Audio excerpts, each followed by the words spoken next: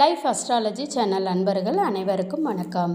இந்த பதிவில் நம்ம பார்க்க போகிறது அத்திவரதரை ஒவ்வொரு ராசிக்காரங்களும் எப்படி வணங்கணும் அப்படிங்கிறத நம்ம தெரிஞ்சுக்கலாம். அப்போ தான் நம்ம வாழ்க்கையில் வெற்றியையும் எட்ட முடியுங்க. அதை பற்றி தெரிஞ்சுக்கிறதுக்கு முன்னாடி ஒரு முக்கியமான இன்ஃபர்மேஷன். நீங்கள் ஜாதகம் பார்க்கணும், சாமி கேட்கணும், குறி கேட்கணும் அப்படின்னு நினச்சிங்கன்னா இந்த வீடியோ ஸ்டார்டிங்லேயே நான் மொபைல் நம்பர் கொடுத்துருக்கேன். அந்த மொபைல் நம்பருக்கு கால் பண்ணி உங்களுக்கு தேவையான டீட்டெயில் சொல்லுவாங்க. அதே மாதிரி அப்பாயின்மெண்ட் டைம் வாங்கிக்கோங்க. அதுக்கான டீட்டெயில் எல்லாம் கேட்டு தெரிஞ்சுக்கோங்க. இப்போ நம்ம வீடியோக்குள்ளே போகலாம் வாங்க. அத்திவரத பெருமாளை தலையிலிருந்து கால் வர பார்த்து வணங்குறது ரொம்ப நல்லது. குறிப்பாக ஒவ்வொரு ராசினரும் பெருமாளை முழுவதுமாக பார்ப்பதோடு அவங்களோட ராசிக்கேற்ப எப்படி வணங்கணும் அப்படிங்கிறத இங்கே தெரிஞ்சுக்கலாம்.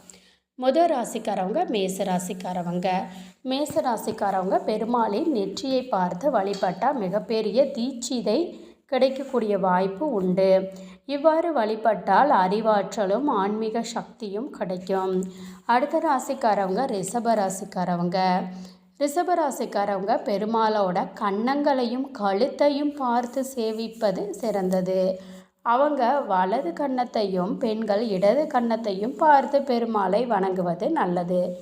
மிதுன ராசிக்காரவங்க பெருமாளுடைய இடது தோள் அல்லது வலது தோளை பார்த்து பிரார்த்திக்க வேண்டும். ஆண்கள் வலது தோளையும் பெண்கள் இடது தோளையும் பார்த்து பிரார்த்தனை செய்ய பெருமாளை முழுவதுமாக தரிசிக்க வேண்டும். இவ்வாறு தரிசனம் செய்தால் ஒற்றுமையும் தைரியமும் கிடைக்கும். கடகராசிக்காரவங்க பெருமாளின் மேல் நோக்கி காட்டும் கையின் உள்ளங்கையை பார்த்து வழிபாடு செய்ய வேண்டும். சிம்ம ராசிக்காரவங்க பெருமாளின் தாடை மற்றும் தொப்புளை பார்த்து பிரார்த்திக்க வேண்டும்.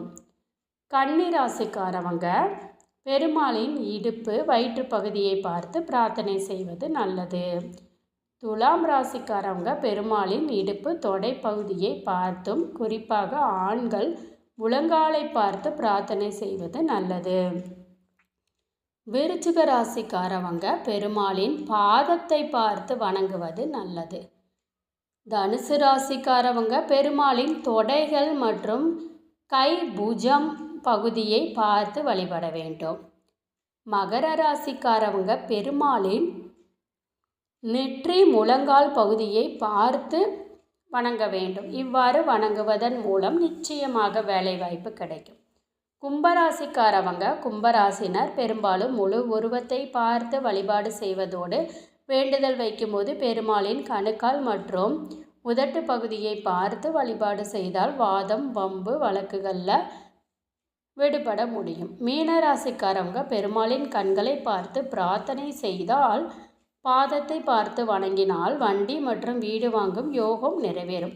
நண்பர்களே, இந்த வீடியோவை பார்த்துட்ருக்கிறவங்க என்ன ராசிக்காரவங்கன்னு கமெண்ட்டில் தெரியப்படுத்துங்க. எத்தனை ராசிக்காரவங்க நீங்கள் பார்க்குறீங்க, இதை ஃபாலோ பண்ணுறீங்கிறத நான் தெரிஞ்சுக்கிறேன். இந்த பதிவு உங்களுக்கு பயனுள்ளதாக இருந்துச்சுன்னா வீடியோ லைக் பண்ணிக்கிங்க. உங்களுடைய ஃப்ரெண்ட்ஸ் அண்ட் ஃபேமிலிக்கும் ஷேர் பண்ணுங்கள்.